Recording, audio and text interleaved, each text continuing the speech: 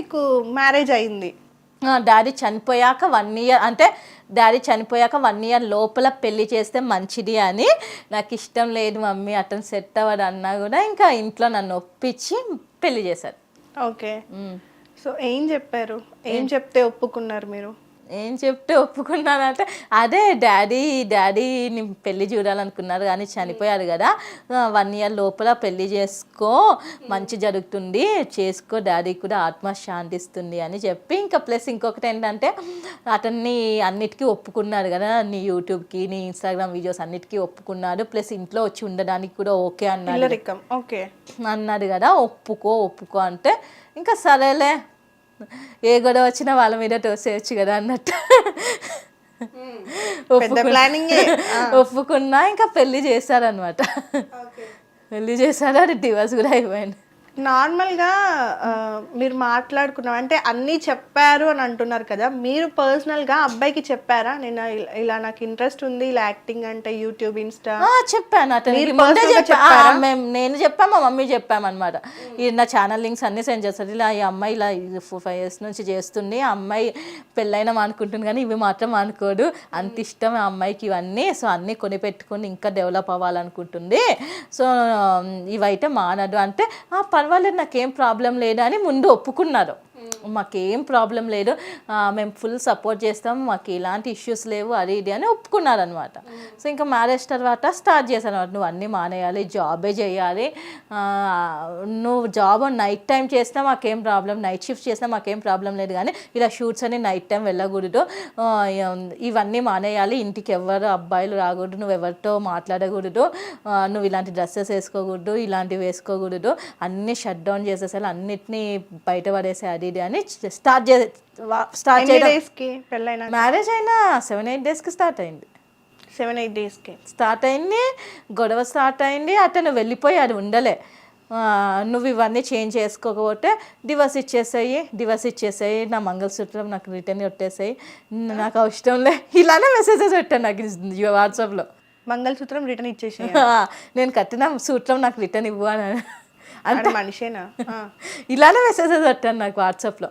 నాకు ఇష్టం, నాకు కూడా ఈ పెళ్ళంటే ఇష్టం లేదు, నన్ను కూడా ఫోర్స్ చేశారు, నాకు అవన్నీ ఇష్టం, నాకు అవన్నీ నచ్చవు, నువ్వు ఇంట్లో చీరలే కట్టుకోవాలి, డ్రెస్సెస్ వేసుకోకూడదు, నువ్వు జాబ్ చెయ్యి కానీ ఇలాంటివన్నీ చెయ్యకు, అదే ఇది అని చెప్పడం స్టార్ట్ చేశాడు అనమాట. నేను అన్నాను ముందే చెప్పాము కదా, ఇవన్నీ నాకు ఇందులోనే హ్యాపీనెస్ ఉంటుంది, నాకు జాబ్ చేయడం నచ్చదు అంటే మ్యారేజ్ టైం అప్పుడు నేను జాబ్ చేయలే, అప్పుడు ఆ టైంలో నేను ఫ్రీలాన్సింగ్ చేస్తుండే ఇంట్లోనే వర్క్ ఫ్రమ్ హోమ్ చేస్తూ ఫ్రీలాన్సింగ్ చేస్తూ ఈ వీడియోస్ అన్నీ చేస్తుండే అనమాట. జాబే చేయాలి, జాబ్ నువ్వు నైట్ టైం వెళ్ళి నైట్ షిఫ్ట్స్ చేసినా పర్వాలేదు మాకు ఓకే, కానీ జాబ్ కాకుండా ఇంకా ఏం చేయకూడదు, అన్నిటికీ మానేయాలి అది ఇది అంటే నేను ఒప్పుకోలే అనమాట. ముందుగానే క్లారిటీగా చెప్పాం కదా, నా యూట్యూబ్ ఛానల్ లింక్ అవన్నీ సెండ్ చేసాం కదా, అవన్నీ చూడిన తర్వాత ఒప్పుకో అన్నాం కదా, మేమేం ఫోర్స్ చేయలే కదా, వాళ్ళే ఫోర్స్ చేశారనమాట మమ్మల్ని. చేసేద్దాం పెళ్ళి. వాళ్ళ అమ్మమ్మ చాలా ఈగర్గా మాకు అన్నిటికీ ఓకే మీరు ఏదంటే అదే అని మ్యారేజ్కి ముందు అన్నిటికీ ఓకే అని చెప్పి మ్యారేజ్ తర్వాత రివర్స్ అయ్యారనమాట. అతనేమో వాళ్ళ ఇంటికి వెళ్ళి కూర్చున్నాడు అనమాట. మా ఇంట్లో ఏదైనా ఫంక్షన్ జరిగినా ఇలా ఎక్కడికైనా వెళ్దాం టెంపుల్కి అని పిలిచినా కూడా నేను రాను అని అంటుండే అనమాట. సో ఇంకా సరే ఇంక ఇలా చేస్తున్నారు కదా అనేసి ఇంకా నేనే డివోర్స్ అని అడుగుతున్నారు కదా అనేసి నేనే లాయర్తో మాట్లాడి డివోర్స్ నోటిఫికేషన్ పంపించేసాను.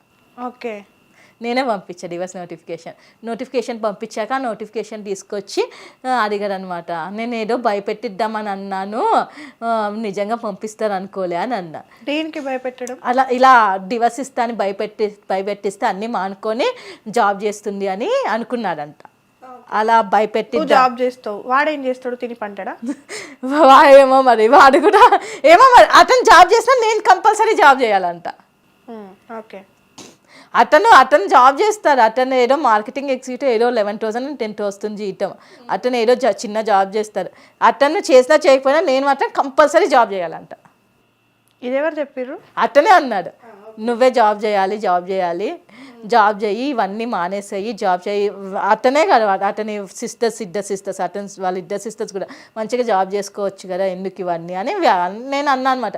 మరి ఎందుకు పెళ్లి చేసుకున్నారు, మరి జాబ్ చేసుకున్న అమ్మాయినే పెళ్లి చేసుకోవాల్సింది కదా. మేము క్లారిటీగా పెళ్ళికి ముందు అన్నీ చెప్పాము.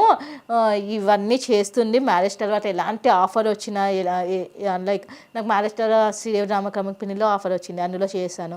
ఇంకా ఏమైనా కవర్ సాంగ్స్లో ఎలాంటి ఆఫర్స్ వచ్చినా, మూవీస్లో ఆఫర్స్ వచ్చినా, ఎందులో వచ్చినా అమ్మాయి చేస్తుంది.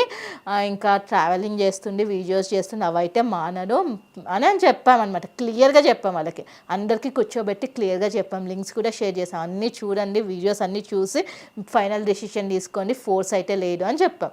వాళ్ళే మాకు అన్నిటికీ ఓకే ఓకే ఓకే అని చెప్పి తర్వాత ఆఫ్టర్ మ్యారేజ్ దే స్టార్టెడ్ అనమాట. అన్నీ మానేయాలి, ఇంట్లో ఉన్న సామాన్ మొత్తం బయటపడేయాలి, అన్నీ మానేయాలి, జాబ్ మాత్రమే చేయాలి, మేము చెప్పినట్టు నడుచుకోవాలి, మేము ఏదంటే అదే వినాలి అంటే మొత్తం టార్చర్ చేయడం స్టార్ట్ చేశానమాట. మెంటల్గా టార్చర్ చేయడం స్టార్ట్ చేశానమాట. చీరలే కట్టుకోవాలి, డ్రెస్సెస్ వేసుకోకూడదు, అబ్బాయిలతో మాట్లాడకూడదు, వంట చేయాలి, బయట పని చేయాలి అని ఇలా స్టార్ట్ చేశానమాట. లేకపోతే డివర్స్ అని స్టార్ట్ చేశారు. ఇంకా నేను మా లాయర్తో ఇవన్నీ చెప్తే సరే నోటిఫికేషన్ పంపిద్దామని చెప్పారు.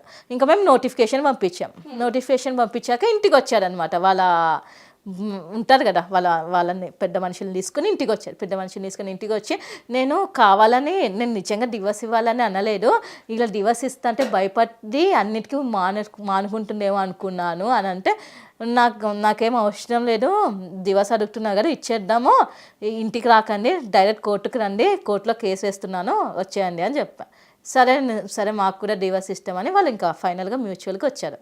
ఓకే. ఒక 1-2 times వాళ్ళు వచ్చారనమాట. పెద్ద మనుషులు తీసుకొని వస్తే నేను క్లియర్గా చెప్పాను అనమాట, అతను ఇలా బిహేవ్ చేస్తున్నాడు, మేము అన్నీ క్లియర్గా చెప్పాము, అన్నిటికీ రిస్ట్రిక్షన్స్ పెడుతున్నాడు, ఇలానే ఉండాలి, ఇవే తినాలి, నేను తిన్న తర్వాతనే నువ్వు తినాలి, నా పేరు మార్చుకోవాలి, ఇది అది, ఈ మెడలో అన్నీ వేసుకోవాలి, తాళిబొట్టు వేసుకోవాలి, గాజులు ఇవన్నీ వేసుకోవాలని టార్చర్ పెడుతున్నాడు. సో నేను బయట వెళ్ళే అమ్మాయిని, సో అన్నీ అంత పెద్ద పెద్ద నగలు అవన్నీ నేనైతే వేసుకోలేను, సో మీ ఇంట్లో ఫంక్షన్స్కి వస్తున్నప్పుడు మీరు ఎలా రెడీ అయ్యామంటే అలా ఉంటాను, బట్ ఇంట్లో నేను బయట షూట్స్కి వెళ్తున్నప్పుడు నా ప్రొఫెషన్ ఎలా ఉంటుందో నేను అలా ఉంటాను.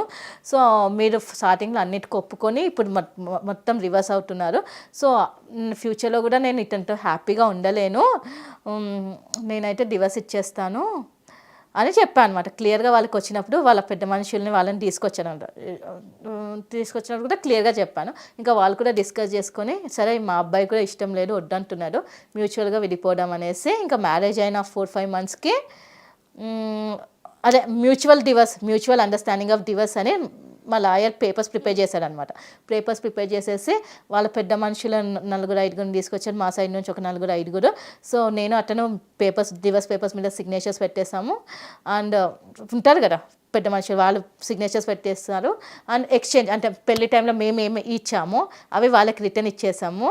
వాళ్ళకు ఒక ఉంగరము, ఒక తాళిబొట్టు పెట్టారు, అవి వాళ్ళకి రిటర్న్ ఇచ్చాము. మేము పెళ్లి టైంలో బైక్, చైన్, రింగ్ ఇచ్చాము, అవి మాకు రిటర్న్ ఇచ్చారు. సో డివర్స్ అయిపోయింది, 4-5 monthsకి డివర్స్ అయిపోయింది. తర్వాత మళ్ళీ కోర్ట్ నుంచి డివర్స్ తీసుకోవాలి లీగల్గా అనేసి ఇంకా నేను కోర్ట్ నుంచి వెళ్ళి తీసుకున్నాను. అండ్ ఈ మేలో కంప్లీట్గా డివర్స్ అయిపోయింది, ఫైనలైజ్డ్ అయిపోయింది. కోర్ట్ నుంచి కూడా డివర్స్ పేపర్స్ వచ్చాయి. చిన్న